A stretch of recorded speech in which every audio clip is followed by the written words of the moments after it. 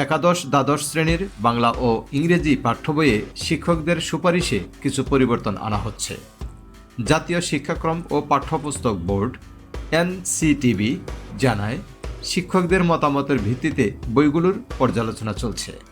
শিক্ষকদের মতে সিলেবাসে অনেক গুরুত্বপূর্ণ সাহিত্যিকের রচনা অনুপস্থিত, যেমন শরৎচন্দ্র, জসিমউদ্দিন, ফররুখ আহমদ এবং নারী লেখকদের রচনা কম রয়েছে।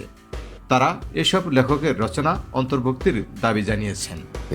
এটা একটা কোনো দলের সম্পত্তি না হয়ে ওঠে। পরিমার্জন করতে গিয়ে আমাদের শুধু যে গ্রহণ বর্জন করতে হয়েছে তা নয়, অনেক কিছুই, অনেক বানান, অনেক বাক্য, এগুলোরও পরিবর্তন করতে হয়েছে। বেশ কিছু ছবি পরিবর্তন করতে হয়েছে। শিক্ষকরা গদ্যভিত্তিক মননশীল প্রবন্ধের অভাব এবং কবিতার বৈচিত্র্যের অভাবও তুলে ধরেছেন। তারা রবীন্দ্রনাথ ঠাকুর ও অন্যান্য গুরুত্বপূর্ণ লেখকদের রচনা অন্তর্ভুক্ত করার সুপারিশ করেছেন।